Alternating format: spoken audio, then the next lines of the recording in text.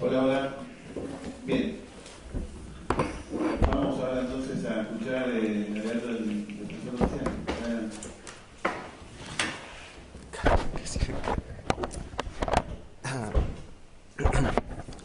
Señor presidente del Tribunal Oral en lo Criminal Federal de San Juan, señores vocales, integrantes de este tribunal, señor fiscal, señores querellantes, imputados en general, público y asistidos de esta defensa pública oficial en particular, buenos días a todos. Comienza para mí la tarea más dura que tuve que realizar en mi vida profesional. Es difícil hacer una valoración, una síntesis valorativa de lo que ocurrió en este debate.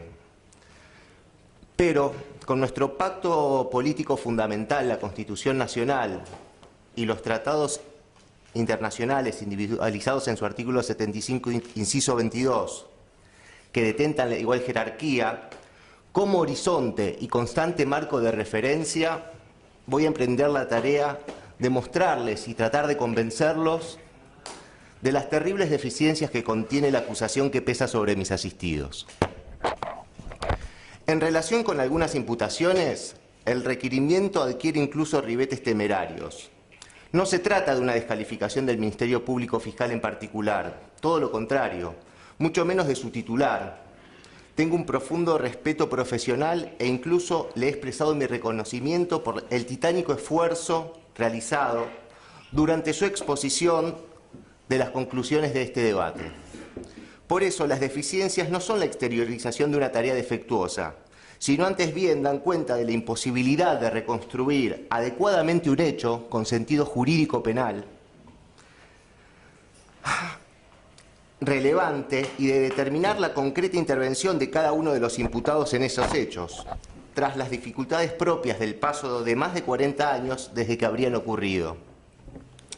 Resulta ilustrativo para mostrar esa dificultad la reciente situación que ocurrió sobre el final de la declaración de la señora Zulma Carmona, quien no solo negó haber prestado la declaración que se le exhibió en la época de la transición democrática, sino que incluso con seguridad irrefutable, indiscutible, negó no que ese día, no que ese mes, sino que negó que ese mismo año se encontraba en el país.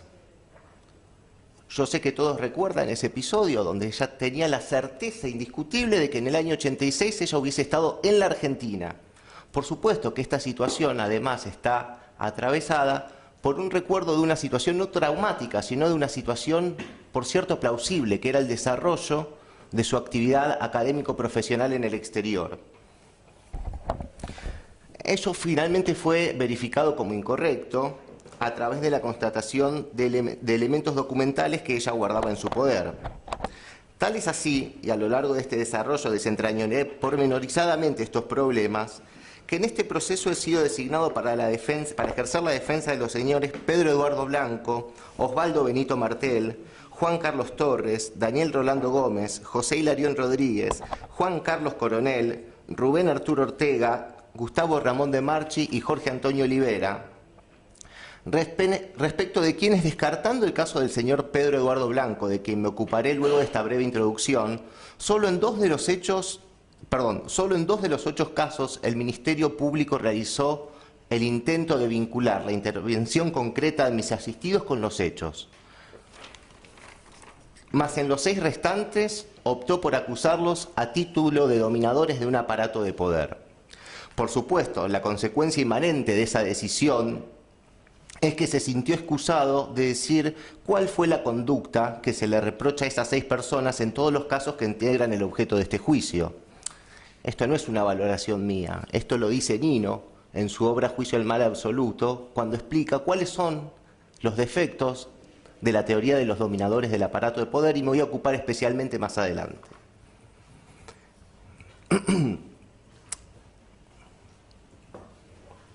Esa trampita, por llamarlo de algún modo, no es inocente. Es que en tanto nos atengamos al principio constitucional de acto y al mandato de certeza exigido constitucionalmente para derribar la garantía de inocencia que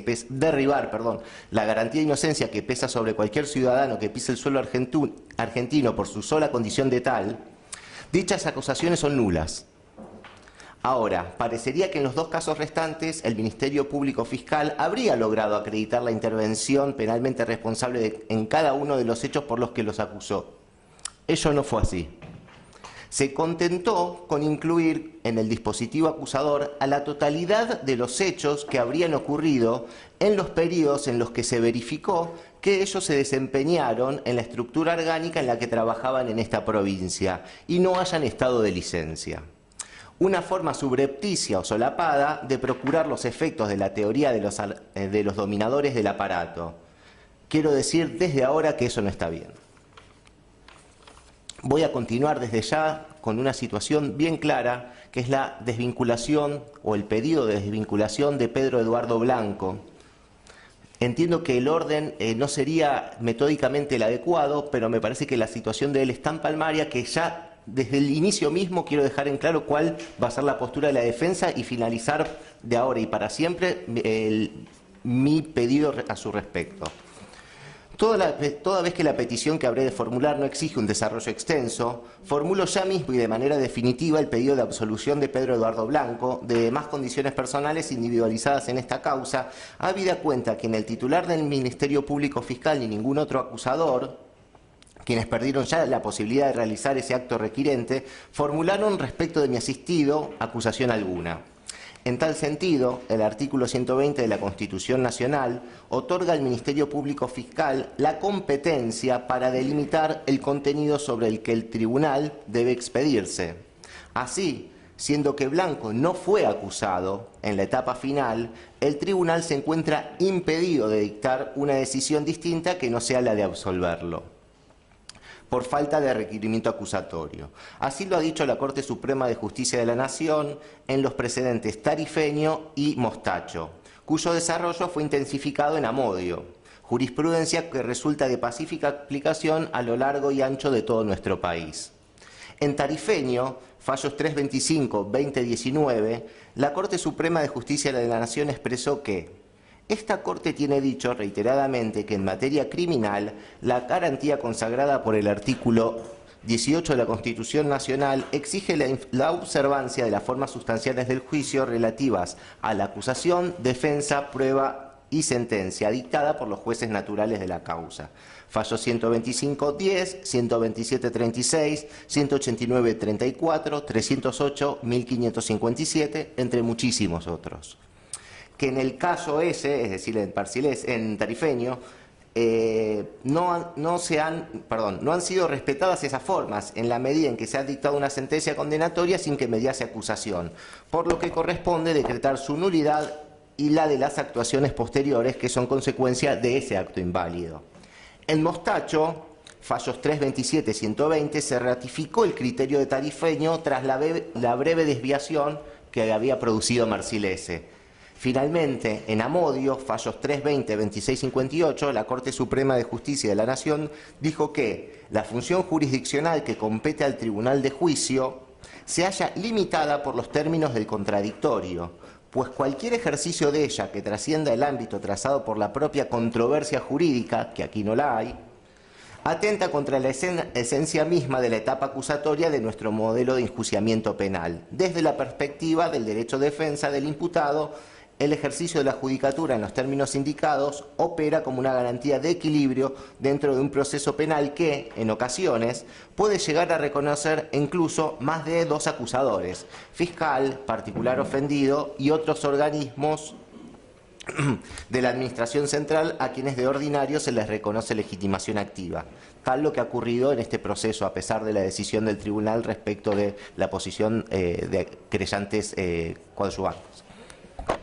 De lo contrario, la propia función jurisdiccional podría conspirar contra el ideal constitucional de igualdad que en el proceso penal requiere equiparar las posibilidades del enjuiciado respecto de las de los acusadores. En este sentido, tampoco cabe soslayar el derecho que este tribunal le ha reconocido al querellante particular a partir de fallos 321-2021, en concreto la posibilidad de ejercer la acusación autónoma. que toda vez que el derecho de defensa impone que la facultad de juzgar, conferida al Estado por el Estado a los tribunales de justicia, debe ejercerse de acuerdo con el alcance que fija la acusación, y dado que la pretensión punitiva constituye una parte esencial de ella, al punto de que en autos el juez correccional que dictó la condena decidió anular el alegato acusatorio formulado por la parte querellante, precisamente por el hecho de que había omitido solicitar pena, cualquier intento por superar aquella pretensión incurre en un ejercicio jurisdiccional extra o ultra petita.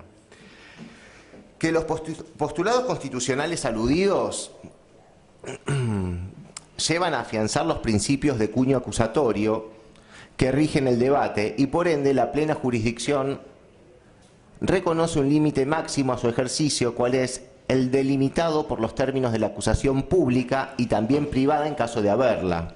Tal inteligencia importa un avance en el camino iniciado por la doctrina que esta Corte desarrolló a partir de Tarifeño, ratificado recientemente en Mostacho. Por ello, y sin más preludios, solicito al Tribunal Oral en lo Criminal Federal de San Juan que absuelva a Pedro Eduardo Blanco, como fuera indicado al inicio.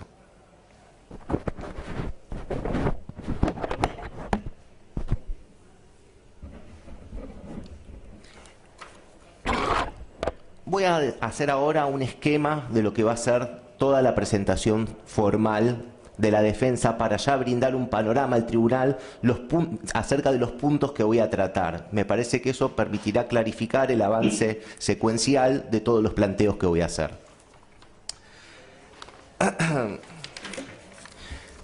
En primer lugar, voy a hacer un pequeño desarrollo acerca de lo que considero el punto de partida para tratar un proceso de esta naturaleza y los recursos de los que se ha valido el Estado para poder perseguir penalmente a mis asistidos.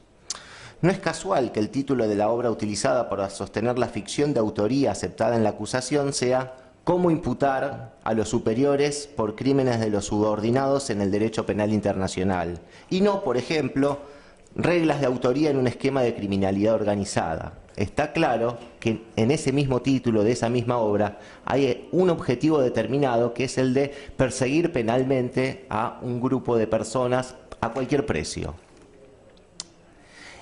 Pero no solo eso, sino que voy a demostrar en el capítulo correspondiente que además se ha utilizado mal esa teoría. Solicitaré nuevamente al tribunal, con motivos renovados, la extinción de la acción penal por prescripción. Deduciré la excepción de falta de acción por descalificación procesal del Estado para perseguir penalmente a mis asistidos por agotamiento del plazo razonable de duración del proceso, que a la fecha lleva más de 42 años, esto es, más que mi propio tiempo vital. Y eso que hace tiempo ya no dejé de ser un muchacho.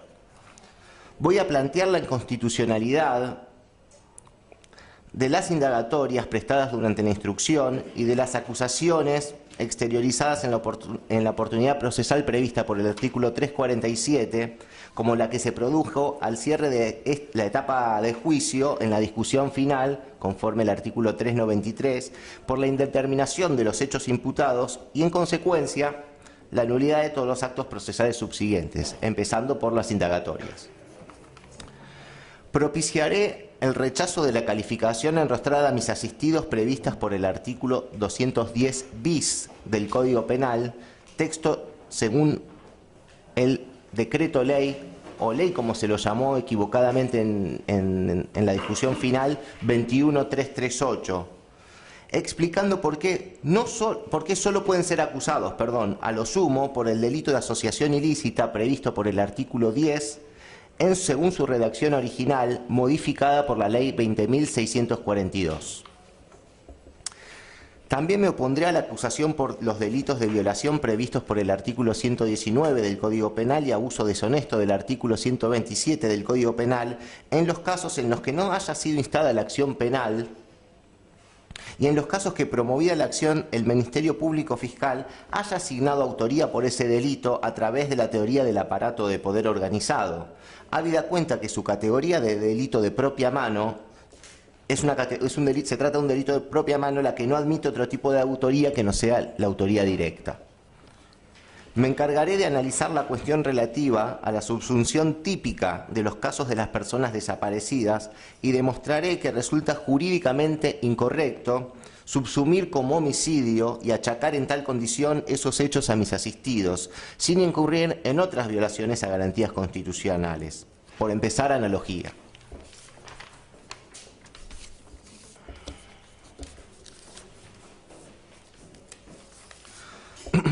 Perdón, voy a plantear la inconstitucionalidad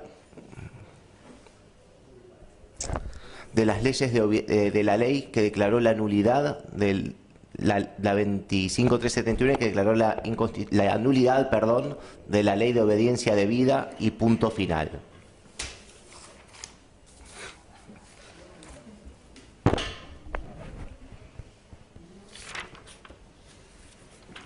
Haré un análisis de los defectos de la atribución de autoría utilizada por el Ministerio Público Fiscal, como ya había adelantado, demostrando un grosero error jurídico al calificar a mis asistidos como dominadores del aparato de poder.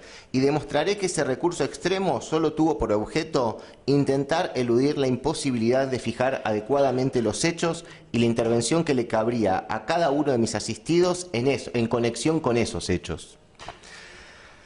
Analizaré el contexto histórico, valorando innumerables elementos que formaron parte integrante del plexo probatorio que se produjo en este debate, y demostraré de manera indubitable la errada conclusión a la que arribó el acusador público respecto a la existencia de un plan sistemático con anterioridad al 24 de marzo de 1976. Punto temporespacial, concreto, definido, inequívocamente determinado, en el que se puede establecer el comienzo de ejecución como primer momento punible del iter criminis de ese plan sistemático y generalizado al que se hace referencia, al menos en la provincia de San Juan. Y en consecuencia, tal como había quedado pendiente al comienzo de este debate, cuando tuvimos la oportunidad de introducir planteos o cuestiones preliminares, solicitaré al tribunal que declare la prescripción específica de la totalidad de los hechos aquí ventilados que pudieran haber ocurrido con anterioridad a ese momento determinado. Analizaré pormenorizadamente los hechos y la prueba y la intervención concreta de mis asistidos en esos hechos en la totalidad de las causas que integran el objeto procesal. Pediré la nulidad de todas las actas en las que se dejó constancia de la realización de un reconocimiento fotográfico, siempre que de ellas no surja de manera indubitable que fueron notificadas las defensas respecto del acto procesal que se celebraría con antelación suficiente y que la numeración de cada uno de los registros fotográficos no estuviera a la vista del testigo que practicó el reconocimiento. Pediré también la nulidad de las incorporaciones por lectura, de la totalidad de declaraciones a cuya incorporación me opuse durante el debate, en la que la decisión de incorporarlas se haya sustentado en informes acerca de imposibilidades de concurrir que fueron elaborados por áreas que dependan orgánicamente de la Secretaría de Derechos Humanos y Pluralismo Cultural del Ministerio de Justicia y Derechos Humanos. Analizaré las cuestiones relativas a los pedidos de pena formulados por el acusador en función de las reglas de determinación de la pena de las que derivan la imposibilidad de imponer una pena de prisión perpetua a una persona, a un ciudadano que ha alcanzado ya su expectativa de vida o que está pronto a alcanzarla, toda vez que la misma, en términos del ex juez Zaffaroni, implica reeditar la pena de muerte a través de un equivalente, y sería una terrible paradoja que en un proceso de esta naturaleza se imponga, aunque no sea por vía de equivalentes, penas que con certeza importen la pérdida de la vida durante su ejecución o cumplimiento. Me voy a oponer a la aplicación por inconstitucional de la previsión contenida por el artículo 19, inciso cuarto del Código Penal, y subsidiariamente solicitaré su interpretación en términos constitucionales conforme a la más moderna jurisprudencia. Me voy a oponer a que se declare víctimas a diversas personas que fueron convocadas como testigos en este juicio, en tanto a ninguno de los imputados se les haya atribuido hecho alguno con relación a la vulneración de algún derecho penalmente protegido con relación a esas personas. Ese no es el fin del proceso penal. Y voy a explicar por qué esta defensa pública oficial tiene un interés particular, a pesar de que no tenga ningún imputado sobre el cual pese una acusación específica. Me voy a oponer a la solicitud que formuló el fiscal para que se extraigan testimonios de este proceso para investigar al personal de Gendarmería que realizó la custodia de los pabellones del penal de Chimbas en el que se alojaban los detenidos vinculados a la infracción de la ley 2840. Habida cuenta que ningún dato novedoso se produjo en este proceso con el que no contara ya el Ministerio Público Fiscal con anterioridad. Además, el pedido efectuado al tribunal debería ser encauzado, si así se lo estimare, por el propio Ministerio Público Fiscal, quien reviste la calidad de titular de la acción penal pública. Es él quien en todo caso tuvo la posibilidad durante todos estos años de ejercer la acción penal desde que tuvo conocimiento de los hechos que podrían haber constituido algún delito. Y si no lo hizo es porque estimó durante los últimos 13 o 14 años que esos hechos no constituían ningún delito. Cerrando el alegato, haré el correspondiente petitorio con las reservas pertinentes de acudir a la Cámara Federal de Casación Penal en su condición de tribunal intermedio a través de denuncio y a la Corte Suprema de Justicia de la Nación por la existencia de agravios federales que habilitan la competencia de la Corte en los términos del artículo 14 de la Ley 48. Este será, señores jueces, el esquema de mis conclusiones valorativas del proceso que se inició el día 13 de marzo del año pasado. Voy a comenzar con la introducción. Un simple análisis de la realidad judicial actual con respecto a este tipo de juicios o a juicios de esta naturaleza, en los que se ventilan hechos calificados como de lesa humanidad, me hizo pensar que, aun si hiciera mi mejor alegato imaginable, el mejor, cada uno piensa en su jurista favorito, aquel que le produjo admiración de joven, aquel que respetan inmensamente, aunque esa persona hoy estuviese acá, las posibilidades de que mis argumentos jurídicos puedan tener una verdadera capacidad de influir en la decisión del tribunal son pocas. He conversado con otros colegas de la defensa pública de todo el país, a quienes me han orientado, me han ayudado y principalmente me brindaron fortaleza y consuelo. A todos ellos, sin nombrarlos particularmente, puesto que los defectos que pueda tener esta presentación son solo propios, y agradecer también a mi equipo de colaboración, a mi equipo de trabajo, mi más profundo agradecimiento a todos.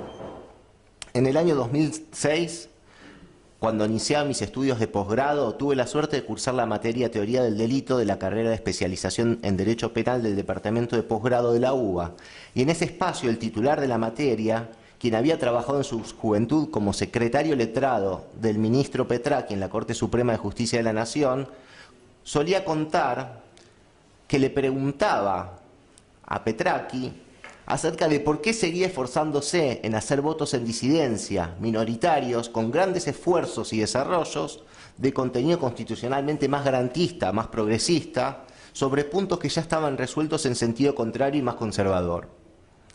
Y nos contaba este profesor que Petraki solía responderle: las disidencias de hoy serán las mayorías de mañana. O una frase literalmente distinta pero de contenido similar. Esta pasión por el desarrollo progresivo del apego de las decisiones judiciales a las garantías constitucionales es lo que me mueve a que, a pesar de la realidad desalentadora actual a la que me refería antes, seguiré machacando con argumentos jurídicos y expresando mi voz en representación de los intereses que me fueron confiados, con el mismo respeto y serenidad con la que me dirigí durante todo este proceso. Por supuesto que en el marco adversarial de cualquier debate judicial, los discursos de las partes no son neutros. Todas las partes tenemos o asistimos a intereses concretos generalmente de signo opuesto. A veces no tan necesariamente, el fiscal tiene un deber de objetividad, no es un querellante. El diseño de cada alegato está enmarcado en el interés que nos toca asumir, ya sea de manera voluntaria o por mandato legal, como es el caso de este Ministerio Público de la Defensa y del Ministerio Público Fiscal. A lo que me refiero es que tanto los acusadores como los defensores estamos obligados a usar todos los elementos jurídicamente válidos para sostener la posición que nos toca. Y es claro que la elección de esos elementos va a ser siempre en función de un interés. En concreto, no va a ser parcial. Existe un latiguillo que todos los abogados utilizamos y conocemos, que cuenta con particular difusión en los medios masivos de comunicación y que se suele utilizar en esos dispositivos, los medios, para justificar las decisiones judiciales más aberrantes, que afirma que la mitad de la biblioteca dice una cosa y la otra mitad dice lo contrario.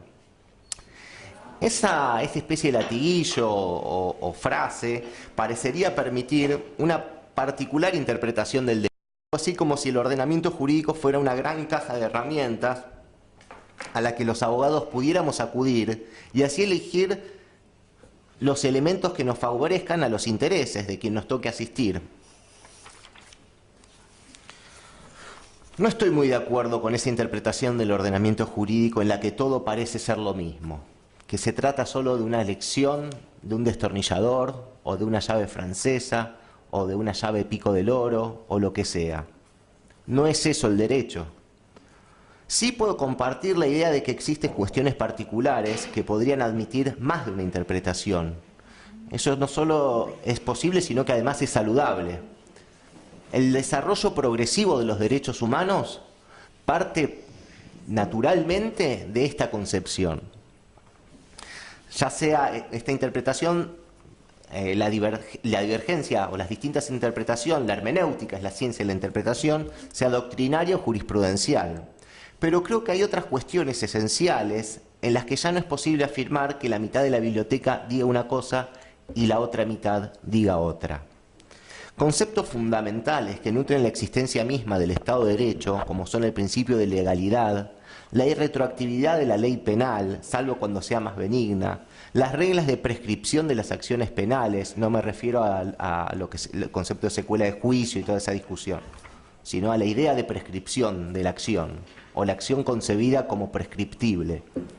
El contenido de la garantía del debido proceso legal, la igualdad ante la ley o la primacía de las garantías constitucionales sobre el resto del universo normativo y las mismas concebidas como marco de referencia y horizonte de toda la actividad que hacemos acá, no son reglas que admitan interpretaciones que permitan su neutralización.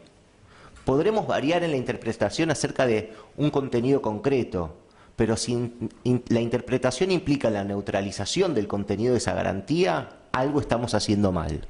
Algo estamos haciendo mal. Un análisis superficial podría llegar a hacernos pensar que en este juicio existen dos posiciones encontradas, digamos dos bibliotecas, cada una con su propio sustento legal, y que la tarea de los jueces simplemente consiste en elegir cualquiera de las dos posiciones en base a esos argumentos al momento de dictar la sentencia. Sin dudas que eso sería posible, sin embargo esta defensa está en desacuerdo también con la aceptación de este tipo de razonamientos. Que existan dos posiciones diferentes sobre un mismo punto no implica que ambas posiciones sean correctas. Basta recordar lo que ocurrió con Galileo Galilei para verificar que ello es así. Es que, aunque la posición correcta sea minoritaria o incluso sea sostenida a título individual, como en el caso de Galilei, no deja de ser correcta. Uno de mis más grandes maestros académicos, Alberto Bovino, siempre nos decía a su grupo de ayudantes que un error cometido 1000 veces no deja de ser un error. Es que, en definitiva, podrán escribir 1000 sentencias que desechen los planteos que formulamos. Eppur si muove. El método de la sana crítica racional nos habla de un principio conocido como de no contradicción. Algo no se puede ser blanco y negro a la vez. De ello se colige que no es jurídicamente sostenible que puedan protegerse derechos de las víctimas violando derechos constitucionales de los acusados. En este juicio se han escuchado muchos discursos que tienen fundamentos basados en posturas parciales. Sin embargo, el único que será capaz de modificar la vida de muchas personas será el que pronuncien ustedes, el tribunal, los jueces, los que tienen la misión constitucional de dictar una sentencia definitiva, aquella que ponga un manto de verdad, si es que se logra, sobre las posiciones de las partes. Y eso va a ocurrir dentro de no mucho tiempo cuando les toque dictar el fallo, que sé que es una tarea muy, muy difícil. Dada la importancia de tan delicada tarea, ese discurso no debiera ser el resultado de la arbitraria elección de cualquiera de las dos posturas que fundamentan cualquiera de las posiciones, sino que debería ser un discurso construido en base a los ineludibles parámetros de nuestra Constitución Nacional. El escepticismo que me invadió frente al difícil panorama que presentó la realidad me llevó a preguntarme cuál sería entonces el sentido de este discurso, de esta tarea, de mis conclusiones de este juicio. Es cierto que la materia penal incluye muchas veces conflictos muy dolorosos y terribles. Por definición, casi todos lo son. Hay un orden jerárquico de afectación de bienes jurídicos a partir del artículo 79 del Código Penal, por lo menos algunos lo entendemos de ese modo. Y es claro que los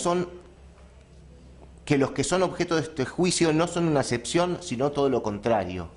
Digámoslo de una vez, estamos enfrentando hechos que sin lugar a duda tienen una descripción horrorosa. No lo vamos a negar. A pesar de eso, estoy en desacuerdo con que las características de los hechos... A pesar de eso, estoy en desacuerdo con que las características de los hechos autoricen una especie de relajo de los principios más elementales del derecho penal y constitucional. Como se verá, cuando se invocó la nobleza de los fines perseguidos en distintos periodos históricos como fundamento para el apartamiento del régimen constitucional de garantías, no fue sino cuando nos aproximamos a los regímenes totalitarios. Por más nobles que sean los fines perseguidos, el apartamiento del ordenamiento jurídico encabezado por nuestra Constitución y las garantías constitucionales no hace más que aproximarnos a un estado de policía como lo define Raúl Zaffaroni magistralmente. No se puede prescindir de las reglas sobre las cuales la comunidad en el pacto fundamental autorizó a las autoridades constituidas a hacerlas privar de su libertad. Esos principios que tienen base en nuestra Constitución y en las normas supranacionales de igual jerarquía son para todos, para los que nos gustan y para los que no nos gustan, incluso para abordar los hechos más terribles que puedan imaginarse. Claro, por supuesto que si estamos en una situación de distancia con relación a un proceso penal, la garantía no tiene ninguna operatividad. Las garantías constitucionales son operativas en la medida en que un ciudadano cualquiera está vinculado de algún modo con un proceso penal. Y cuando un ciudadano está vinculado a un proceso penal, por lo general es porque se le atribuye un hecho que son de los más graves, porque si está tipificado en el Código Penal, porque son hechos que no pudieron ser tratados por el legislador de otro modo. Así que es ahí justamente donde cobran virtualidad las garantías.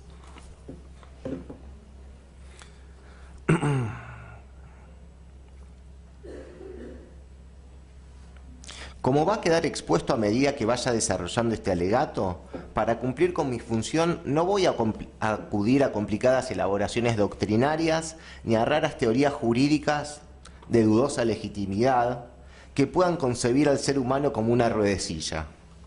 Me centraré en intentar volver a los principios más elementales del derecho penal liberal de la Ilustración, aquel que fue concebido para enfrentar la tiranía del poder omnímodo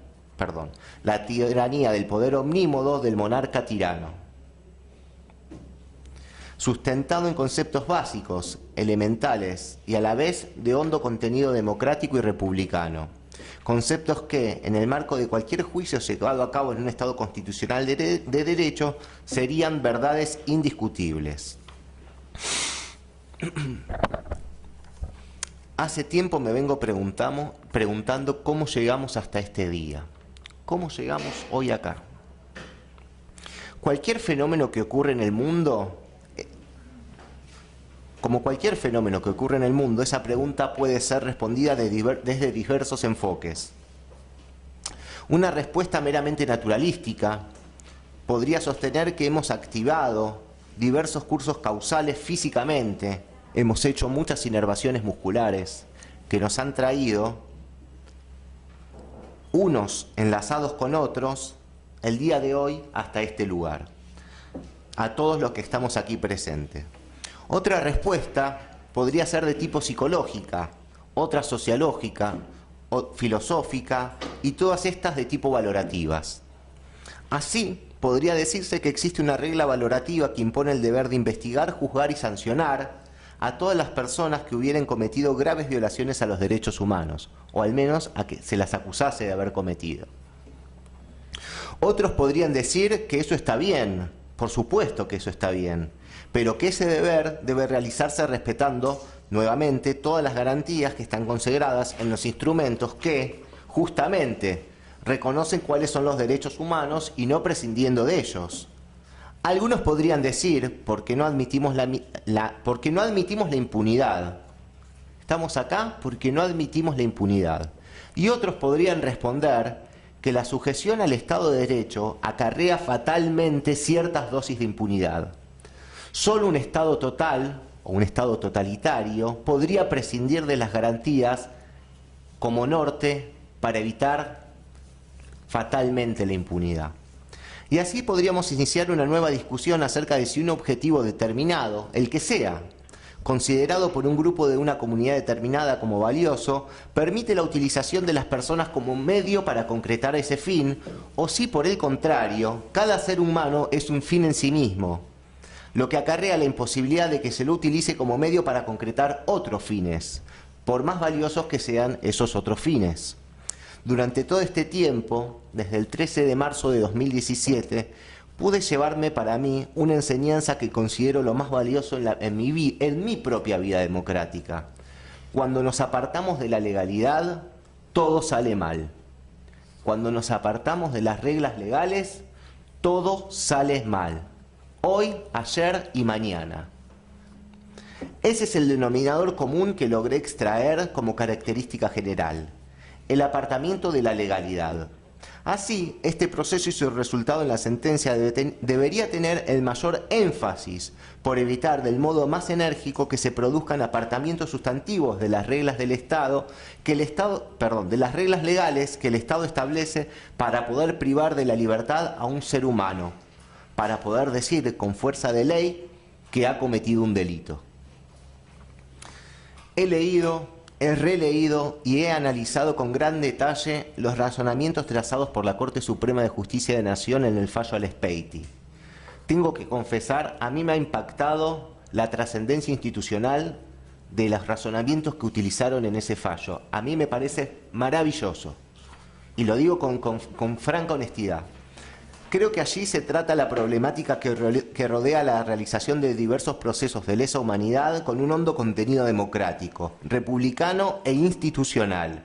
Y si logro trasladar al tribunal esa misma impresión, tal como a mí me ha impactado desde la perspectiva mencionada, para el desarrollo democrático actual y para lo futuro, estoy seguro que obtendré un resultado satisfactorio a los intereses de las personas que asisto profesionalmente en este juicio. Ello no significa negar el horror de lo que aconteció, de ningún modo, sino abordar los hechos horrorosos que se pueden ventilar en cualquier juicio de lesa humanidad con el apego a las reglas contenidas en la Constitución Nacional y los tratados internacionales de derechos humanos de igual jerarquía. Confío mucho en este tribunal. Me consta la calidad profesional e institucional de los magistrados que lo integran. Así que estoy confiado que a pesar de del desasosiego inicial, puedo llegar a tener un resultado valioso. En el mencionado precedente jurisprudencial, lo voy a leer un fragmento, la Corte Suprema de Justicia de la Nación dijo que corresponde en primer lugar recordar que esta Corte estableció que existe un doble orden de razones convencionales y constitucionales por las que el Estado argentino tiene el imperativo impostergable de investigar y sancionar las gravísimas violaciones masivas a los derechos humanos cometidos durante la última dictadura militar que configuran delitos de lesa humanidad. No es este el propósito de la cita, pero voy a aprovechar para decirlo, que ya desde acá mismo, la Corte, como la mayoría de los fallos de todos los tribunales, han establecido el comienzo de las gravísimas violaciones masivas a los derechos humanos a partir del inicio de la última dictadura militar y no con anterioridad. Que, en tanto sociedad que se rige por normas fundamentales, continúo con la cita, que condicionan el accionar de los poderes públicos, no puede discutirse válidamente que la postergable e irrenunciable obligación de investigar y sancionar las violaciones de los derechos humanos lo es en el marco y con las herramientas del Estado de Derecho, y no con prescindencia de ellos. Fallos 330, 3074. que asimismo es la cita de Al-Espeiti, no es la referencia de Al-Espeiti, que asimismo debe resaltarse que en procesos como el presente, en los que se dilucidan hechos vinculados al inconcebible horror que primó nuevamente durante la última dictadura militar, que comprendió, entre otras atrocidades, campos clandestinos de detención y sistemáticas privaciones de libertad, desapariciones forzadas, torturas, asesinatos calificados y apropiaciones de niños, el respeto al enorme sufrimiento que esto provocó y que se encuentra todavía vigente, debe llevar al Poder Judicial, del que este tribunal es cabeza, a actuar con la más alta responsabilidad institucional en el ejercicio de su jurisdicción. Este deber se traduce en la obligación de llevar adelante los juicios en los que se investigan estos hechos, no solo con la máxima celeridad posible, sino también con plena sujeción a la Constitución y a las leyes para asegurar, tanto en la actualidad como en la posteridad, la legitimidad y validez de estos procesos de enorme trascendencia. Esto es impactante. No solo jurídica e histórica, sino también personal para sus víctimas y sus familiares, quienes ejemplarmente durante décadas efectuaron siempre sus demandas de justicia dentro de los mecanismos del Estado de Derecho y de las vías previstas en los sistemas convencionales de protección de los derechos humanos.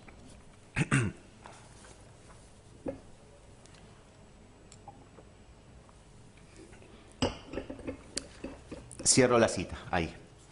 Nada resultaría más paradójico en la lucha por la vigencia de los derechos humanos en nuestro Estado de Derecho que en alguno de los procesos de lesa humanidad que se ventilan en todo el país se verifique luego ante el Sistema Interamericano de Protección de Derechos Humanos justamente la violación a alguna de las garantías contenidas en la Convención Americana sobre Derechos Humanos y se condene al Estado argentino por tal apartamiento. Este es mi horizonte de trabajo en todo lo que va a ser mi alegato, este y no otro. Veamos ahora el siguiente análisis a propósito de lo que se conoce como derecho penal del enemigo. Cito: el recrudecimiento de la violencia ha llevado a que muchas naciones respondieran a esta amenaza con el endurecimiento de la legislación penal, en el cual se suprimen garantías y derechos de a los denominados enemigos. Esto es lo que Gunther Jacobs ha denominado como derecho penal del enemigo.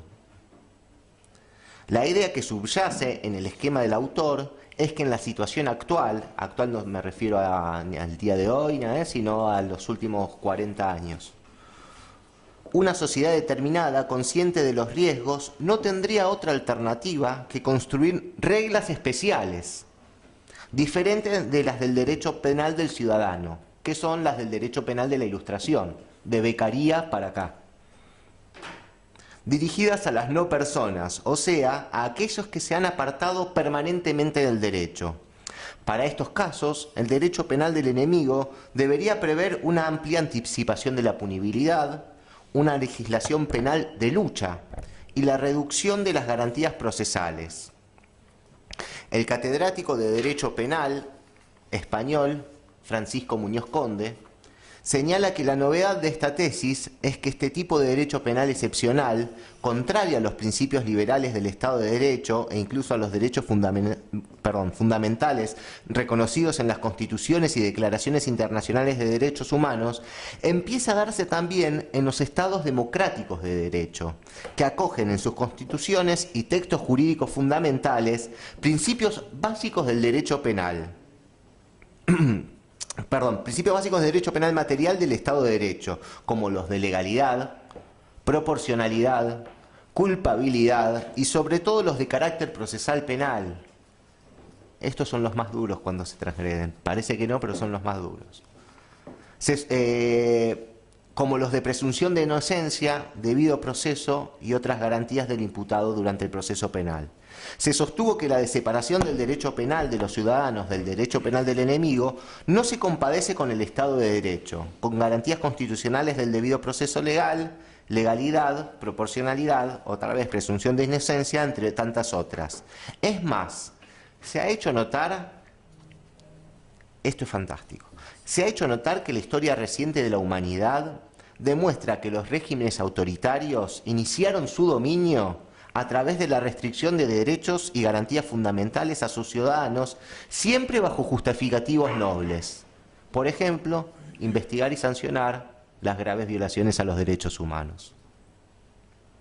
De la misma manera se aseguró que el derecho penal del enemigo no es compatible con la teoría de la prevención general positiva, puesto que en él la pena cumple una función divergente e incompatible con elementos especiales de culpabilidad e igualdad. Y como consecuencia de ello, se trata de modo estructural un derecho penal de autor.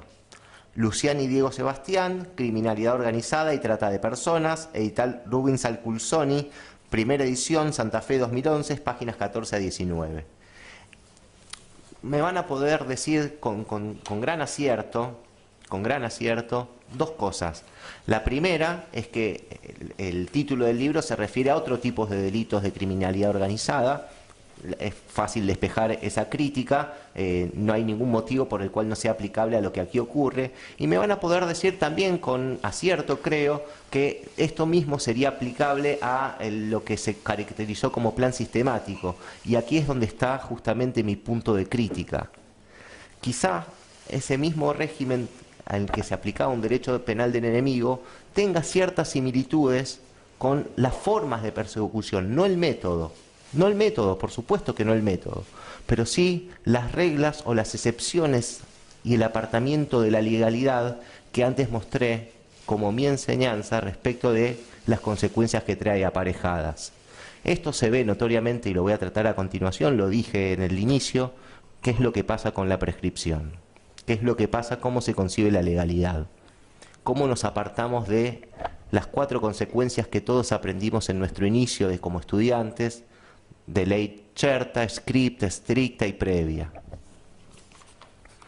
Para ir terminando esta introducción, vuelvo a hacer la misma pregunta que hice al comienzo. ¿Cómo llegamos hasta acá? Llegamos aplicando retroactivamente reglas vinculadas a la prescripción de la acción penal. Llegamos anulando los efectos de la cosa juzgada. Llegamos derogando leyes dictadas en la democracia, justamente por el gobierno encabezado por quien, en los momentos más difíciles de la transición democrática, la tomó como una política de Estado en serio y dictó los decretos números 157 y 58 apenas 3 días después, el 13 de diciembre del año 83, 3 días después de haber asumido el poder. No había situación más frágil y a pesar de eso, el horizonte estaba claro. De esos decretos me voy a ocupar más adelante. Y creó la CONADEP. Y luego del fracaso del autojuzgamiento, propició el juzgamiento judicial de las cúpulas militares que instauraron el horror y de diversas personas integrantes de grupos terroristas que cometieron delitos atroces, fomentando un clima de inseguridad intolerable. Esto no lo digo yo, es una transcripción de diversas reglas normativas o de concepciones del periodo que están transcritas en instrumentos normativos de la democracia. Y como esto no alcanzaba, porque la derogación de una ley no puede hacer perder los efectos que durante su vigencia produjo, me refiero a la ley que derogó las leyes de obediencia debida y punto final, llegamos a través de la violación del principio republicano, asumiendo el Congreso de la Nación la función jurisdiccional de dictar la nulidad de las leyes de la democracia, de obediencia debida y punto final, para decir que nunca tuvieron ningún efecto, decisión que no puede ser calificada sino como insólita y peligrosa en un Estado de Derecho. Yo no voy a decir en este momento, en esta introducción, si eran o no constitucionales o inconstitucionales las leyes, me voy a ocupar más adelante. Lo que sí voy a decir, y lo quiero dejar ya plasmado, es que el Congreso de la Nación tiene solo la facultad de aprobar leyes o de derogarlas, en ejercicio de su función propia. También ejerce función administrativa. Ahora, la declaración de nulidad es una decisión jurisdiccional, no legislativa. Y el principio republicano previsto en el artículo 1 de la Constitución Nacional hace una estricta referencia a la necesidad de la división de las funciones, de diversas funciones entre los diversos órganos que integran el poder político. el poder político en la República Argentina está dividido a través de tres órganos principalmente: el Ejecutivo, el Legislativo y el Judicial. No puede uno arrogarse las competencias propias del otro. Llegamos hasta acá, ¿por qué no decirlo?, con un Ministerio Público Fiscal que sustenta su acusación utilizando no ya una ley, sino aquellos actos que se denominaron decretos leyes, sin ningún pudor, y que dictados cúpulas militares fueron pensados, diseñados, instrumentados justamente para perseguir durante el periodo de la dictadura militar a quienes se denominaba guerrilleros subversivos. Me refiero concretamente al decreto ley, como solían llamarse a esos engendros del terror, 21338, que aquí fue denominado impudorosamente como ley 21338. Voy a recordar brevemente, ya que me ocupo profundamente de este tema al analizar la subsunción de los hechos como asociación ilícita, que el artículo 18 de la Constitución Nacional establece que la única fuente de la ley penal es la ley formal, y se la denomina de tal modo ya que deben emanar de las autoridades constituidas en el ejercicio de sus competencias específicas previstas por el artículo 75, inciso 12 de la Constitución Nacional, ante 6711. Esto es por el Congreso de la Nación. En tanto el dictado del engendro 21338 operó el 1 de julio de 1976, sin que estuviera en funcionamiento el Congreso Nacional, y fue diseñado especialmente para perseguir a los que en aquel entonces se denominaban terroristas subversivos. Señor presidente, el plexo pseudonormativo, o engendro como prefiero llamarlo, 21338, invocado por el Ministerio Público Fiscal en cada una de sus acusaciones en contra de mis asistidos, lleva la firma de Videla, tal como se puede verificar en la página 5 vuelta de la edición del jueves 1 de julio de 1976 del Boletín Oficial. En su mensaje de elevación, a quien ocupaba de facto el cargo de presidente de la Nación, se consignó que en el proyecto enviado se han efectuado correcciones y adiciones que se han estimado oportunas para lograr su más perfecta adecuación al momento actual, en especial en lo que hace a la tipificación y represión de los delitos subversivos. Ese es el engendro en el cual se sustentó muchas de las acusaciones en este juicio. Señor presidente de este Tribunal de Justicia, el pseudoplexo normativo en el cual se sustenta la acusación, cual si fuese emanado de una autoridad constituida, había instaurado en su artículo 1, que modificaba el artículo 5 del Código Penal, la pena de muerte. En esta misma jurisdicción de Cuyo, el Tribunal Oral en lo Criminal Federal de San Luis, luego de hacer un extenso desarrollo filosófico jurídico sobre este particular, llega a la siguiente conclusión, que por su valía considero indispensable transcribir ya mismo.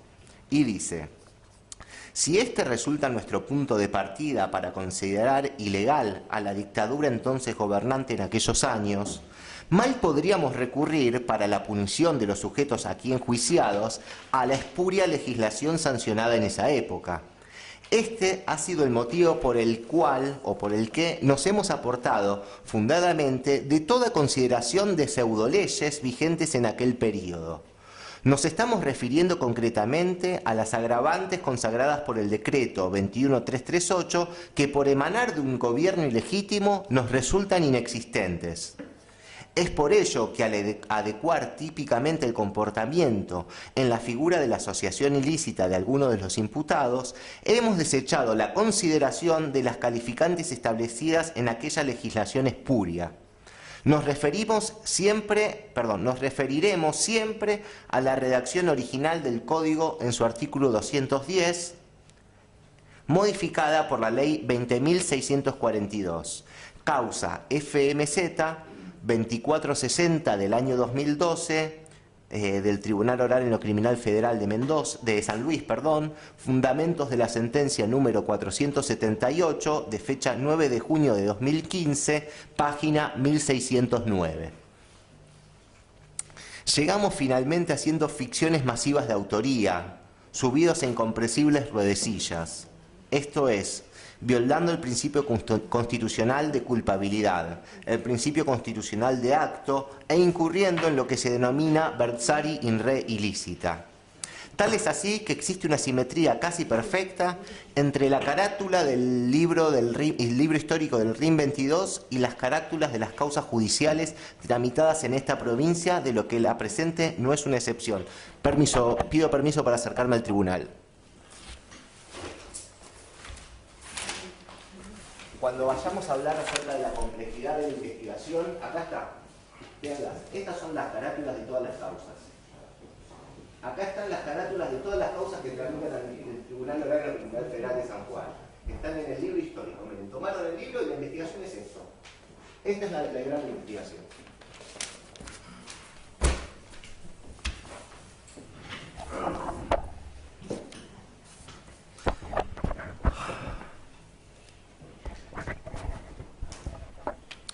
Como voy a mostrar en el capítulo correspondiente al contexto histórico, de lo que a continuación hago un pequeño adelante para cerrar con una reflexión final citando el informe elaborado por la Comisión Nacional para la Desaparición de Personas, Nunca Más, EUDEVA, primera edición, 1984, prólogo. Durante la década del 70, la Argentina fue convulsionada por un terror que provenía tanto de la extrema derecha como de la extrema izquierda. Esto que estoy leyendo es la cita del prólogo del Nunca Más. Fenómeno que ha ocurrido en muchos otros países. Así aconteció en Italia, que durante largos años debió sufrir la despiadada acción de las formaciones fascistas, de las brigadas rojas y de grupos militares. Pero esa nación no abandonó en ningún momento los principios del derecho para combatirlo, y lo hizo con absoluta eficacia, mediante tribunales ordinarios, ofreciendo a los acusados todas las garantías de la defensa en juicio. Y en ocasión del secuestro de Aldo Moro, cuando un miembro de seguridad le propuso al general de la Chiesa torturar a un detenido que parecía saber mucho, le respondió con palabras memorables: Italia puede permitirse perder a Aldo Moro, no en cambio implantar la tortura. Esta introducción nos permite ver que no es cierto que los integrantes de organizaciones tales como Montoneros y ERP, entre otros, cualquiera haya sido su ideología política, sean de izquierda o de derecha, fueran meros militantes políticos. Después me voy a encargar, como dije, de definir esa cuestión. Sino que integraban grupos de criminalidad, algunos de ellos integraban grupos de criminalidad organizada y violenta que ponían en crisis la convivencia social. La valoración social de estos grupos no es la que nos propone el Ministerio Público Fiscal en su descripción de contexto, todo lo contrario. La comunidad estaba atemorizada por ellos, y si bien en este momento esto que digo es solo una afirmación, en el capítulo correspondiente lo sustentaré con documentos normativos provenientes de ni más ni menos que del gobierno que debió atravesar la más difícil etapa de transición democrática, y lo hizo con un profundo contenido republicano. Sin embargo, a pesar del clima de violencia social que habían instalado, la sociedad argentina alcanzó un consenso general que el terror instalado por la Junta Militar no era un medio que estaba dispuesta a tolerar para enfrentar la delincuencia de los grupos guerrilleros.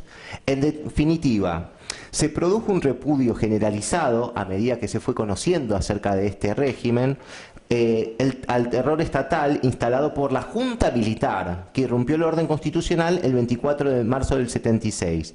Y la sociedad, a medida que fue descubriendo ese método, le dijo: así no, así no. Ese mismo así no es el que hoy debería poner en crisis las formas que se utiliza en la acusación para ejercer la acción penal en estos juicios.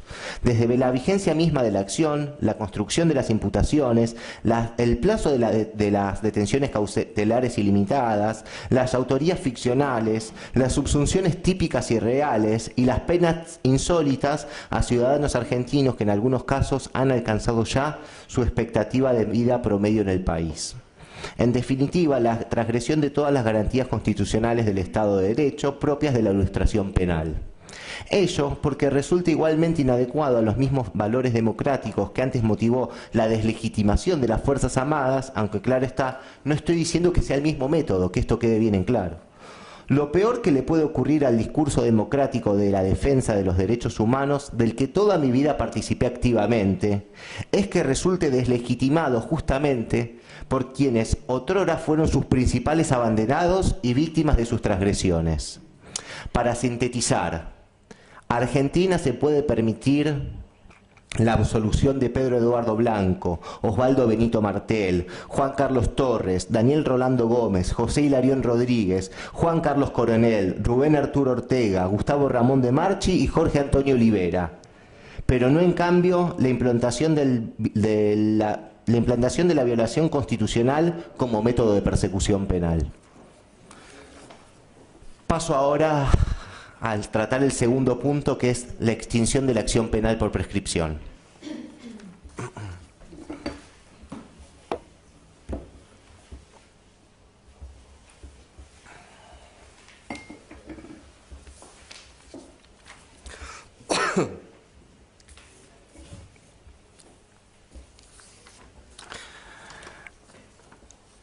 La prescripción de la acción penal es una autolimitación del Estado que está presente hasta donde sé en todas las legislaciones modernas. Esto no es una novedad. Mediante ella, el Estado, como único detentador del ius puniendi, decide cancelar la posibilidad de persecución de un delito contra un autor determinado de darse ciertas circunstancias asociadas al paso del tiempo. En cuanto a los fundamentos de esta decisión de tipo político-criminal, existen varios. La teoría jurídico-material de la prescripción decía que esta era una genuina causa de anulación de la pena, pues se extinguía su necesidad por el paso del tiempo. Otros dicen que es solo un impedimento procesal. Como siempre, hay posturas eclécticas que postulan un doble fundamento de la prescripción, la que, a decir de Ježek, es la preferible. Este autor señala que la necesidad de pena disminuye paulatinamente con el paso del tiempo, hasta desaparecer por completo, y ello tanto desde la perspectiva de la retribución y de la prevención general, como desde la óptica de la finalidad resocializadora de la pena. Seguramente todos en alguna oportunidad en el ejercicio de la actividad académica hemos tratado, se nos ha acercado el caso del general X, que hoy estaría un poco desactualizado, pero proponía un ejercicio muy interesante respecto a las teorías de los fines de la pena, acerca de si existía alguna necesidad desde el punto de vista de la prevención general o desde la prevención especial, o si solo era un ejercicio de retribución, que es otro de los fines que podría llegar a tener la pena, hasta el límite de la culpabilidad. Esa experiencia explica igualmente por qué algunos derechos extranjeros prevén ya, antes de alcanzarse la prescripción total, una atenuación de la conminación penal según el tiempo transcurrido. El pensamiento de la gracia y la equidad, así como la necesidad de la autolimitación del Estado frente al factor tiempo y el cambio que éste opera en la personalidad del delincuente. Me ha interesado muchísimo la circunstancia de la siguiente pregunta. Cuando vayan a dictar sentencia y en el caso de que se imponga una pena, ¿existe identidad subjetiva a pesar de que estamos hablando de la misma persona? ¿A quién le estamos imponiendo una pena? ¿A quien pudimos verificar que cometió alguno de los hechos que ocurrieron hace 40 años? ¿O el principio antropológico de identidad nos dice que en realidad la persona ya no es la misma? Por supuesto, como entidad sigue siendo el mismo ser humano. Y eso es uno de los fundamentos del principio de identidad subjetiva que está vinculado a las reglas de prescripción. Con todo, la prescripción de la persecución penal no descansa solo en la desaparición de la necesidad de pena, sino asimismo en la experiencia procesal de que con el creciente distanciamiento temporal entre el proceso penal y la comisión del hecho, aumentan progresivamente las dificultades probatorias, de modo que el peligro de sentencias erróneas resulta cada vez mayor. Repito, el peligro de sentencias erróneas con el paso del tiempo resulta cada vez mayor. Esto lo dice Ježek en la cuarta edición de su clásico tratado.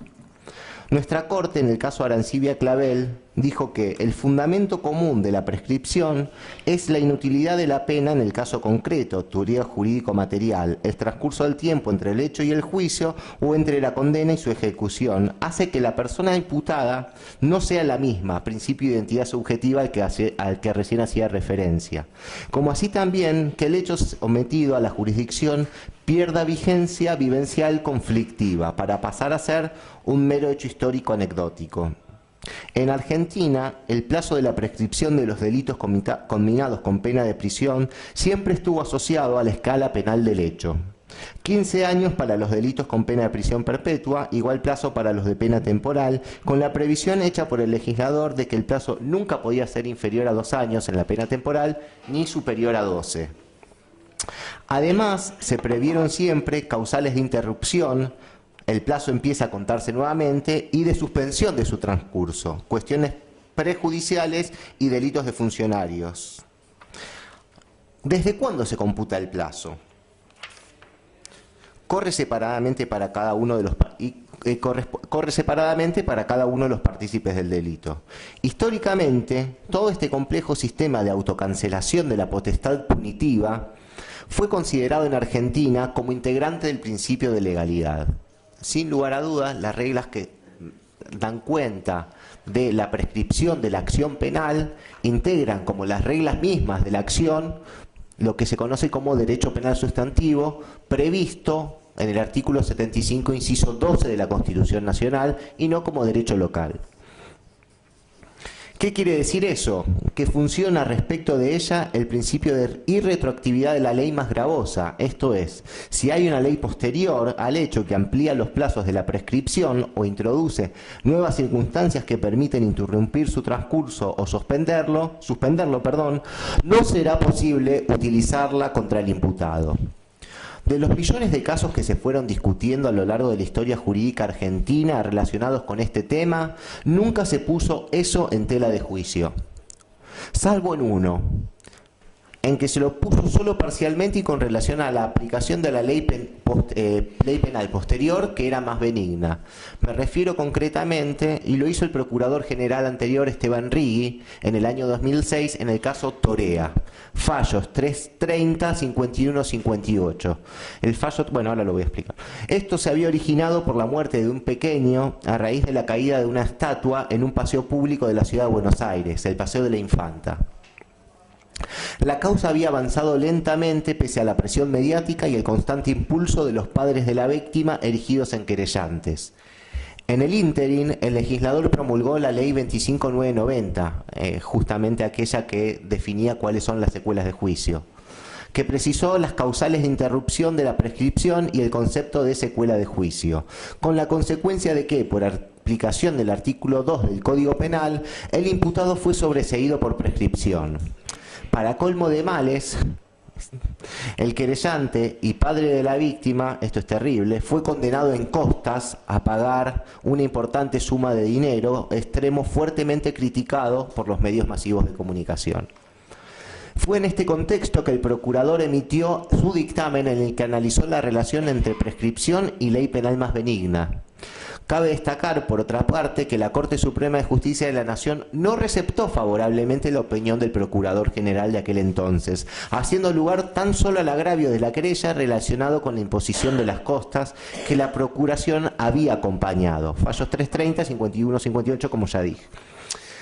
Siquiera en este caso la Corte se atrevió a poner en duda la pacífica doctrina argentina, siendo que ni por asomo involucraba el núcleo duro del principio de legalidad, que es la irretroactividad de la ley penal más gravosa.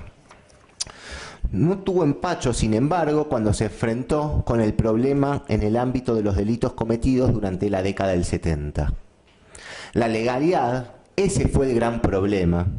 El obstáculo al que se enfrentó la voluntad de persecución de los delitos acaecidos durante aquella década. Para erradicar el problema había varios caminos posibles. El primero era ampliar los plazos de prescripción y decir que la prescripción no formaba parte del principio de legalidad. Esa fue parcialmente el voto de Argibay en Simón y esa fue la estrategia que siguió Alemania. Carlos Nino propone más o menos ese mismo camino. Perdón por la cacofonía. Lo de Argibay dijo que fue parcial porque aquí no hubo una ley sancionada por el Congreso en el que las fuerzas políticas del momento hubieran discutido la cuestión. Se trató de una pura creación pretoriana de la Corte, es decir, no existía esa regla normativa para poder introducirla. El otro camino, siempre teniendo en vista la voluntad de sacarse de encima el problema de que todos estos hechos que estamos discutiendo en este juicio están prescriptos, fue consignar la imprescriptibilidad de los delitos de lesa humanidad como costumbre internacional con estatus de jus cogens al momento de los hechos. Esta postura es la que mayormente se siguió, aun cuando a mi criterio no despeja todos los problemas relacionados con la legalidad. Vaya que no, porque hasta donde todos sabemos, el principio de legalidad exige, lo voy a tratar más adecuadamente, pero lo digo desde ya, que la ley en la que se funde la persecución penal sea ley escrita. No resuelve el problema. Vamos a discutir acá si existió, como se dice, una regla del jus cogens que estableciera la imprescriptibilidad en la Argentina de los delitos de lesa humanidad. Pero además de eso, hay otro problema que es muy grave, que es mucho más grave acerca de si la discusión acerca de existir o no esa regla, que es la de incorporar derecho consuetudinario como fuente para ejercer la persecución penal. Y vamos a recordar que el artículo 75, inciso 22, dice en su parte final que no derogan ni modifican ninguna de las garantías constitucionales previstas en la primera parte de la Constitución Nacional. Entre ellas, la exigencia de la ley escrita como fuente del derecho penal. Y también vamos a recordar que sí integra una regla consuetudinaria del derecho internacional de los derechos humanos, aquella que dice que si un derecho se encuentra más intensamente protegido en el derecho interno que en el derecho internacional, se debe optar por la regla del derecho interno. Esa sí que es una regla importante. De esa regla se deduce el principio pro homine también.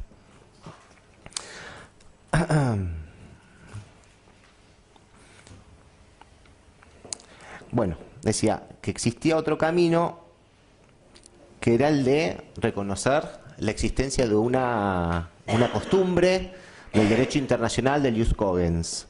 Hay que decirlo, este camino requería de un invento.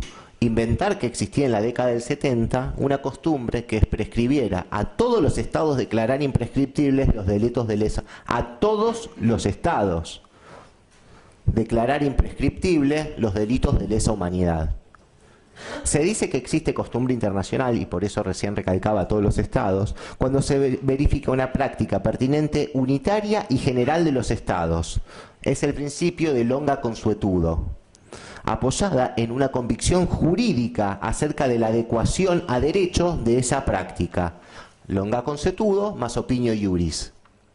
El artículo 38 del Estatuto de la Corte Internacional de Justicia define la costumbre internacional como fuente de derecho en estos términos: prueba de una práctica generalmente aceptada como derecho.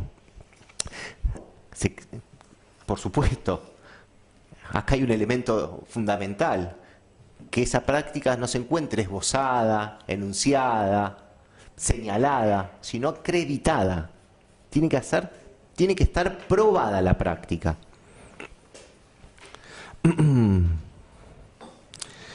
Se critica esta definición pues invierte el orden lógico de los acontecimientos. En la práctica, para demostrar la existencia de una regla consuetudinaria, es necesario demostrar que existe una práctica generalmente aceptada, que se ajusta a la regla y que es aceptada como derecho.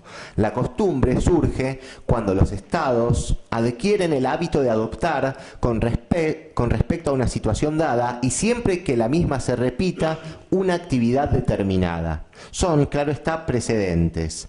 Por esto, según hemos visto, contribuyen a la creación de las normas consuetudinarias. Ellos, según Sorensen, Manual de Derecho Público Internacional, página 161. Pese a los esfuerzos argumentativos de la Corte, es evidente que nunca hubo una costumbre en ese sentido, no positivizada por parte de los estados, ni mucho menos llevada a la práctica.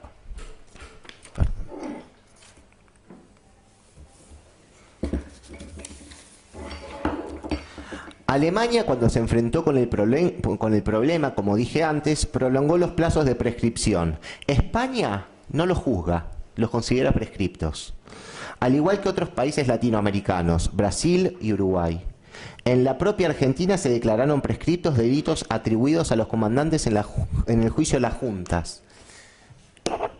En la Argentina, en la causa 13, se declararon prescriptos delitos seguidos o por los que se los persiguió a los comandantes en jefe de la Junta Militar.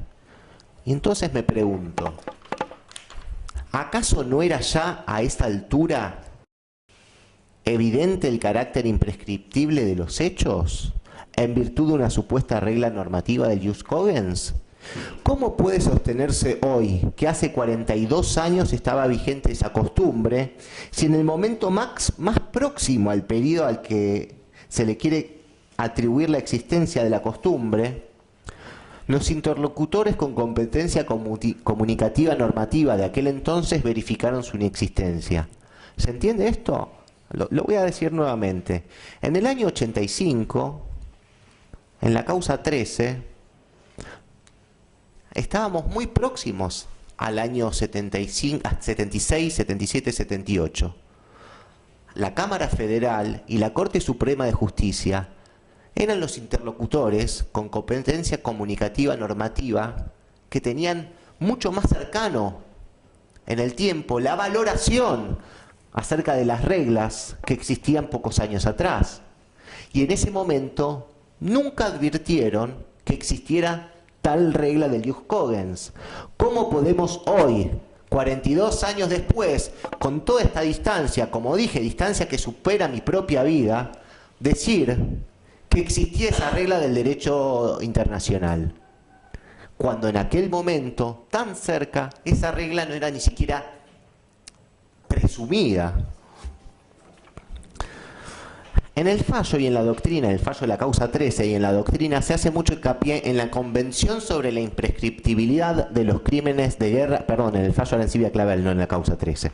En el fallo y en la doctrina se hace mucho hincapié en la Convención sobre la imprescriptibilidad de los crímenes de guerra y de los crímenes de lesa humanidad del año 68.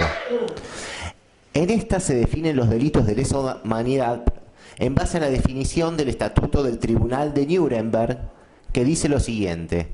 Voy a leer con un inglés bastante pobre, pero creo que lo voy a hacer con tranquilidad, va a salir bien. Crimes against humanity.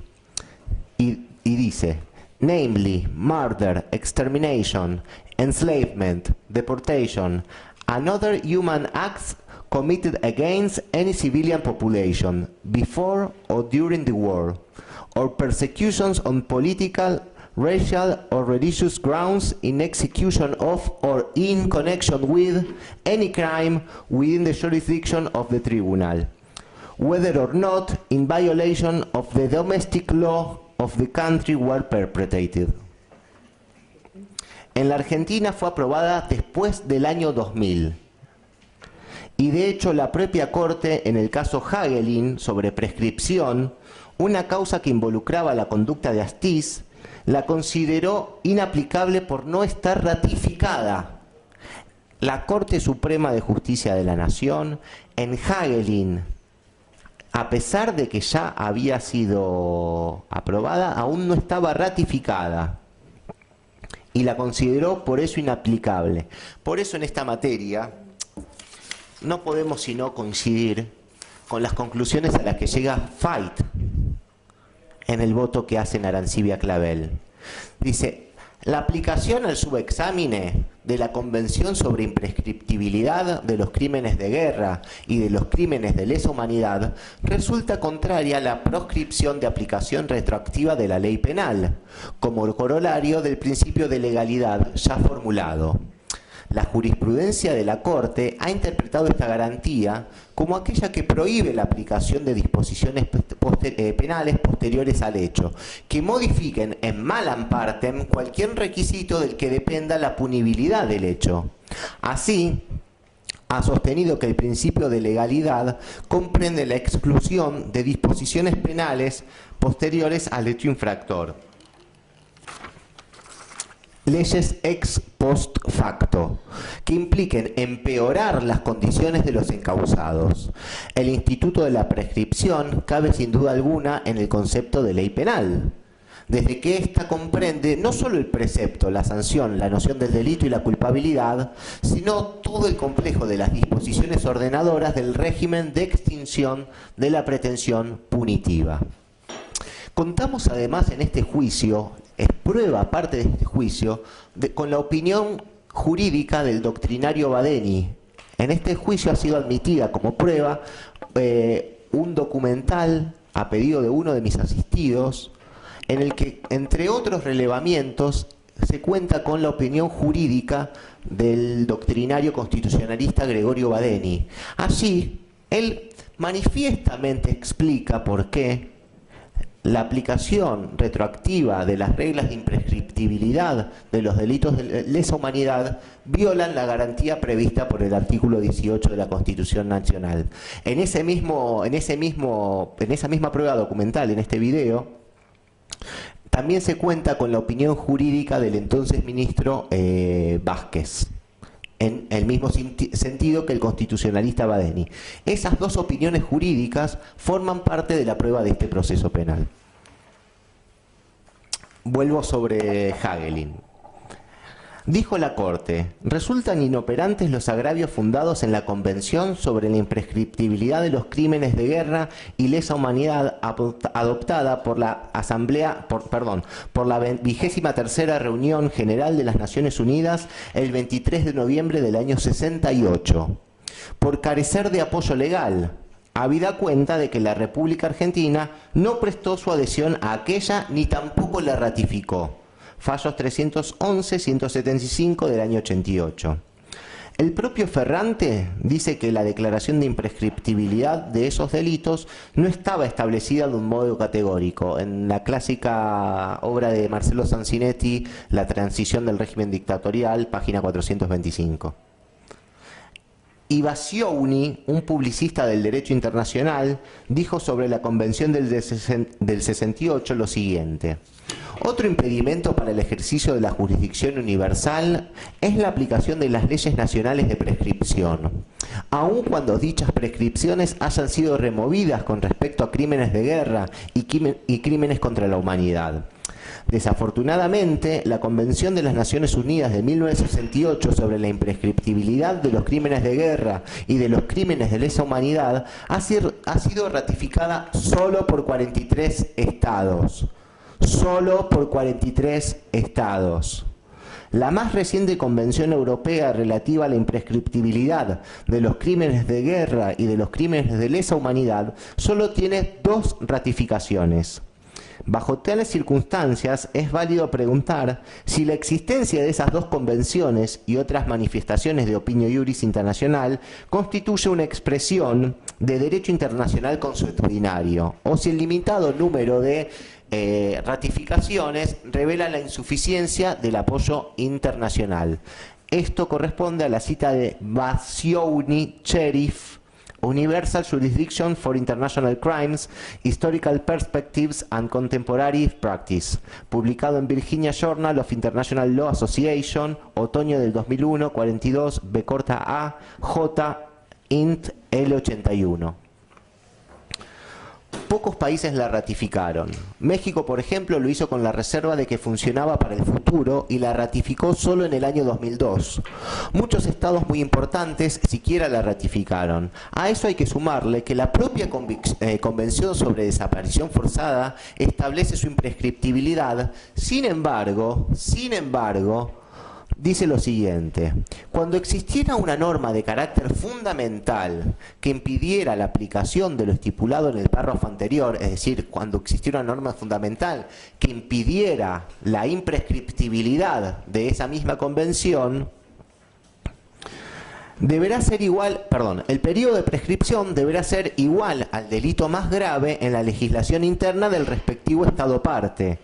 Pero me pregunto, ¿no era la imprescriptibilidad una norma del jus cogens en el delitos de lesa? ¿Estamos ante una cláusula convencional contraria al jus cogens? ¿Se entiende el razonamiento?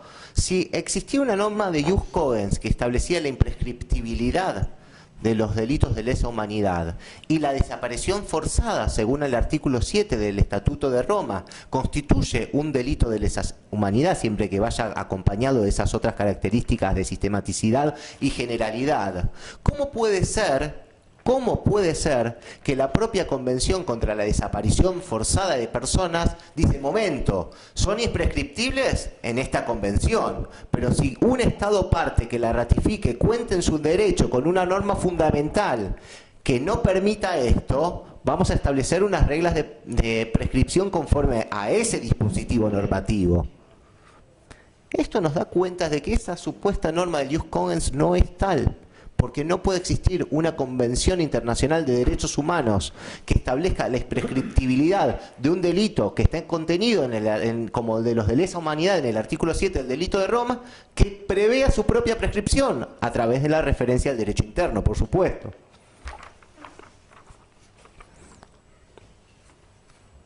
En definitiva, el camino emprendido por la Corte es una expresión de deseos, es un fin que habrán considerado como noble y que pudo servir para reeditar la continuación de los juicios que habían quedado estancados a partir de las sanciones de las leyes de obediencia debida y punto final. Pero no se puede aplicar para atrás, no está bien, nos estamos apartando de la legalidad. Decía que es más una expresión de deseos que una verdadera demostración de la existencia de una verdadera costumbre internacional. Así, encima, ni siquiera podemos abarcar todos los problemas que rodean la cuestión que traigo a estudio. ¿Por qué debe funcionar esa cláusula más gravosa del derecho internacional frente a la más leve del derecho interno en virtud del principio pro homine, que es lo que decía antes? ¿Por qué tendríamos que aplicar cuando hay una regla de derecho interno que permite la realización más profunda del derecho? Tendríamos que aplicar una norma más gravosa. ¿Acaso el principio pro homine no dice todo lo contrario? ¿Acaso no existe una regla del derecho internacional de los derechos humanos que establece que cuando un derecho esté contenido más intensamente en el derecho interno se debe privilegiar esa regla normativa en vez de la regla normativa del instrumento internacional?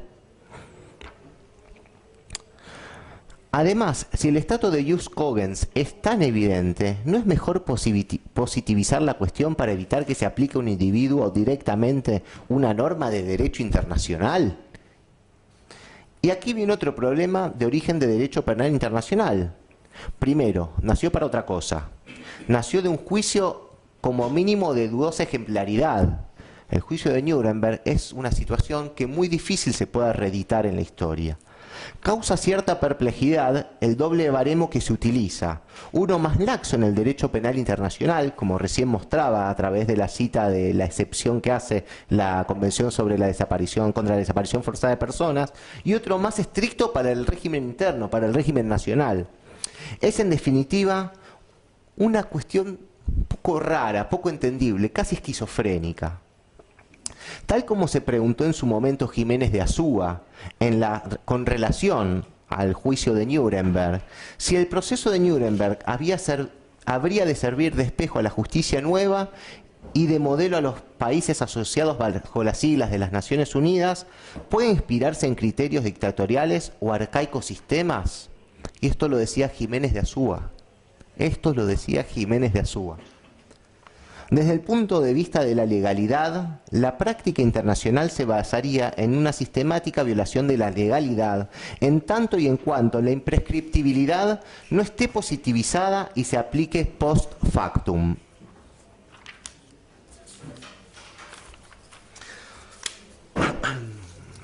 Además, la imprescriptibilidad remite a otro concepto de dudosos límites, como es el concepto de lesa humanidad. Dice Patricia Ziffer, me encantaría poder pronunciarlo como lo hace Sanzinetti, el apellido de ella, pero no estoy en condiciones. La prescripción, cualquiera sea el fundamento que se le atribuya, constituye uno de los principales instrumentos a fin de acotar el ejercicio del poder punitivo estatal y permitir la concreción del derecho a que el proceso penal finalice en un plazo razonable. Desde esta perspectiva, la imprescriptibilidad violenta ese derecho y resulta inadmisible, cualquiera sea el delito de que se trate. En tanto, no podrían existir delitos respecto de los cuales la persecución penal pudiera ser ejercida sin límite alguno, haciendo a un lado el derecho a que el proceso penal sea tramitado dentro de un plazo razonable. El sacrificio de este principio solo puede entrar en consideración en situaciones excepcionales y frente a los cuales la imprescriptibilidad parece como el último recurso para la persecución de los delitos de gravedad extrema cometidos por regímenes políticos en forma masiva y sistemática. Su extensión a toda violación a los derechos humanos, como parece sugerirlo la jurisprudencia de la Corte Interamericana, constituye un error que, a largo plazo, destruye el sentido mismo de aquello que se pretende proteger. Destruye el sentido mismo de aquello que se pretende proteger. En tal sentido, un derecho procesal penal en el que el solo hecho de la imputación por crímenes atroces y aberrantes basta para que quien debe enfrentarse a ella lo haga privado de garantías básicas, es difícil de justificar en un Estado que pretende seguir siendo definido como de derecho. Cuanto más grave es el delito, tanto más fuerte es la tentación de hacer a un lado toda limitación y a olvidar a dónde conduce el concebir a los derechos del imputado como obstáculos a sortear. Ziffer, el principio de legalidad y la imprescriptibilidad de los derechos de lesa humanidad, en el libro de homenaje al gran maestro Julio B.J. Mayer, página 761. La extensión ya se ve. Primero, pues los delitos de lesa humanidad fueron en principio delitos, definidos de manera muy restrictiva. Se trataba de homicidios y torturas, incluso privaciones. Poco a poco se fue ampliando el campo de delitos connotados por el calificativo de lesa humanidad, y así llegamos a la asociación ilícita para cometer tales delitos. Arancibia Clavel, Corte Suprema de Justicia de la Nación. Y a los delitos conexos, robos, violaciones de domicilio, encubrimientos. Incluso hoy se reclama la imprescriptibilidad para casos donde la sistematicidad o no es evidente o directamente no existe. Por ejemplo, en un fallo en el Tribunal de Miami del Estado de Florida, seguido contra un militar de apellido Bravo, que estaba involucrado y se pedía su extradición por la masacre de Trelew, se consideró que ese episodio, que aquí sí fue considerado de un modo diverso, no constituía ni siquiera un plan sistemático y que además la población contra la que fue dirigida no era población civil. Delitos cometidos en el marco de la recuperación del regimiento de la Tablada ocurrieron en el año 1989. Ver dictamen de la anterior Procuradora General de la Nación en el caso Arriliaga. Crímenes cometidos contra presos comunes en la cárcel de Devoto. Así se va produciendo, del mismo modo que hemos estudiado todos nosotros el proceso de inflación penal, se va produciendo un proceso de inflación de lesa humanidad. Y eso es una decisión de política criminal y valorativa. El problema es que esa inflación de los delitos conceptualizados como de lesa humanidad, que ni siquiera está contenida en el Estatuto de Roma, lo que produce es la tensión que mencioné al comienzo de este alegato, es decir, el detrimento de las garantías. Entonces, lo que nos tenemos que preguntar seriamente, es si estamos dispuestos a concebir, como recién decía Patricia Ziffer, las garantías constitucionales como un obstáculo en vez de como un as en la carta magna de las personas que son sometidas a un proceso penal. Por si esto fuera poco, voy a demostrar a continuación que en los fallos Maceo, Simón y Arancibia Clavel, la Corte Suprema de Justicia de la Nación ha cometido un error en los votos mayoritarios, por supuesto, porque debo señalar que en cuanto a este particular, ninguno de los tres fallos, la decisión acerca de la imprescriptibilidad y los motivos adquirió unanimidad. Hubo disidencias que sostienen, como recién lo leía en el caso de Fait, la posición que yo vengo sosteniendo. Y como dije antes, que decía Prestraki, que cambió su posición, las disidencias de hoy pueden constituir las mayorías de mañana. es que la inexistencia de esa regla de ius cogens se acredita además con el temperamento adoptado por varias de las naciones que integran la comunidad internacional al ser requeridas por la extradición de diversos ciudadanos argentinos radicados en ellas. Veamos algunos ejemplos. Jorge Pedro Wagner, Madrid, 23 de septiembre del año 2016. Rechazada la extradición de un ex militar argentino por la prescripción de los delitos. La sección tercera de la Sala de lo Penal de la Audiencia Nacional ha rechazado la extradición del ex militar Jorge Pedro Rodolfo Wagner a Argentina, país que le reclama para juzgarle por los delitos de detención ilegal cometida por funcionario, asesinatos, robo y torturas y otros delitos contra la integridad moral debido a que estos han prescripto. Año 2016. Año 2016. El tribunal, presidido por el magistrado Alfonso Guevara, ha subrayado en un auto dado a conocer este viernes que los delitos por los que se lo acusa a Rodolfo Wagner han prescripto, ya que concluyeron en 1983 y se comenzaron a investigar cuando había transcurrido más de 20 años.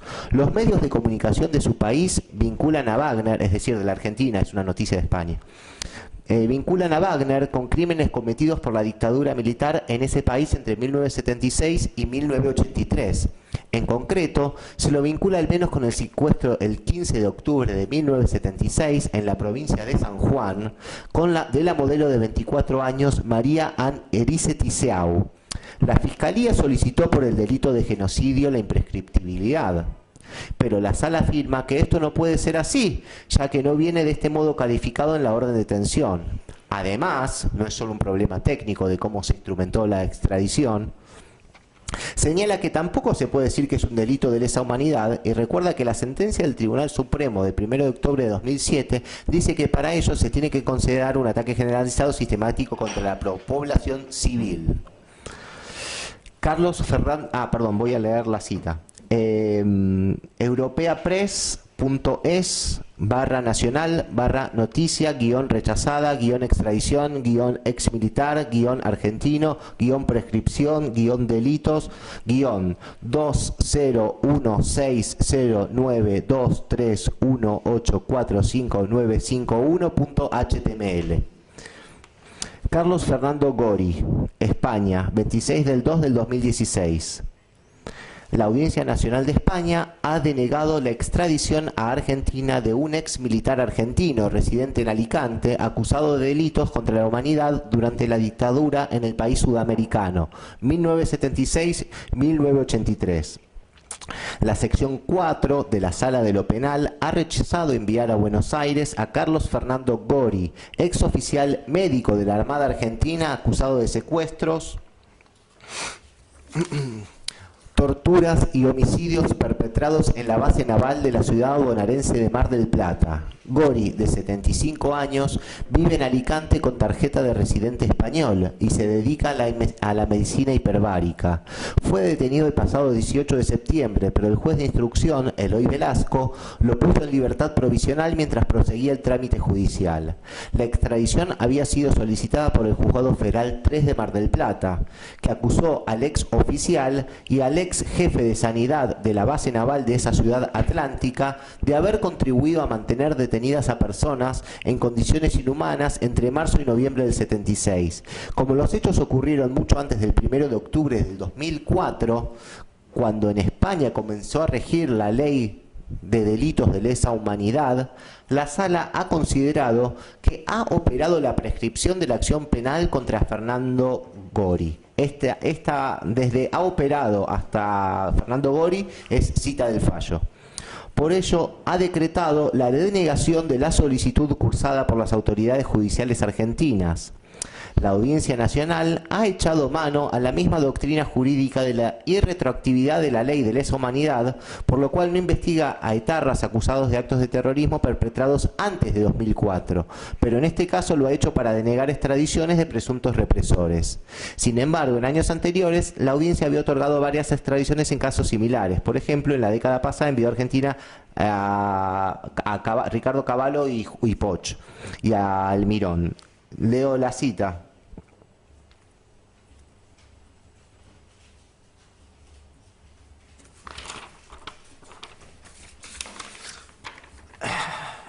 mundo.es/2016/2/17/C4EC0E27C4E24928B462.A/HTML. Carlos Malato, Italia. El abogado de derechos humanos de Italia, Arturo Salerni, contó que Casación rechazó 2 pedidos de extradición de Argentina, contra Malato y contra el sacerdote Reverb. En este sentido explicó, la justicia italiana sostiene que los crímenes están prescriptos y por eso el sacerdote está libre, y en el caso de Malato se había realizado un pedido de extradición para que sea juzgado en Argentina, pero la Cámara de Casación la negó. Aclaro, en honor a la verdad, en el caso de Malato no fue por prescripción, sino por otros defectos. En el caso de Reverb fue por prescripción. Salvador Siciliano, Brasil, 20 de enero del año 2016. Perdón, la cita. agenciacta.org/spip.php, cierre de signo de pregunta, artículo 23779. Salvador Siciliano, Brasil, 20 de enero del 2016. El Pleno del Superior Tribunal Federal concluyó, en la sesión del miércoles 9, el juzgamiento de la extradición EXT número 1362 y rechazó el pedido del gobierno de Argentina contra Salvador Siciliano, acusado de secuestrar y asesinar activistas políticos de izquierda entre 1973 y 1975. El Estado requirente sostenía que los crímenes de lesa humanidad son imprescriptibles de acuerdo con la Convención sobre Imprescriptibilidad de los Crímenes de Guerra y de los crímenes de lesa humanidad del año 68. Todavía la mayoría de los ministros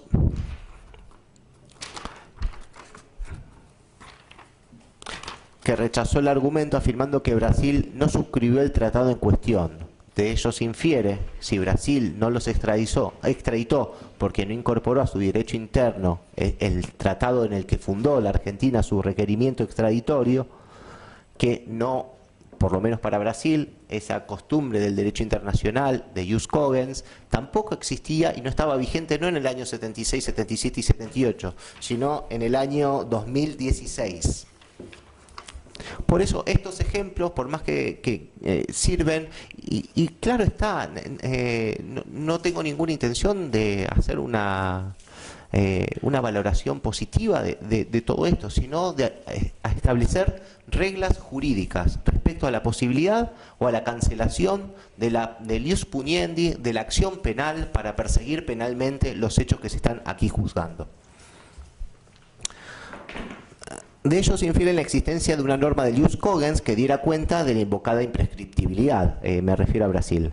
Ahora bien, incluso sin remontarnos a otras latitudes, no puedo dejar de señalar que el día 31 de marzo del año 2004, el Ministerio Público Fiscal de esta provincia sostenía en la causa número 12.878, caratulada con motivo de las actuaciones remitidas por el Juzgado Federal número 3 de Córdoba, Gilbert Guillermo Jorge, por denuncia, privación ilegítima de la libertad, apremios ilegales y torturas, que integra este debate y que está acumulada hoy a la causa número 1077 del 2011, caratulada Osvaldo Benito Martel y otros por diversos delitos que son de lesa humanidad, privación, etc.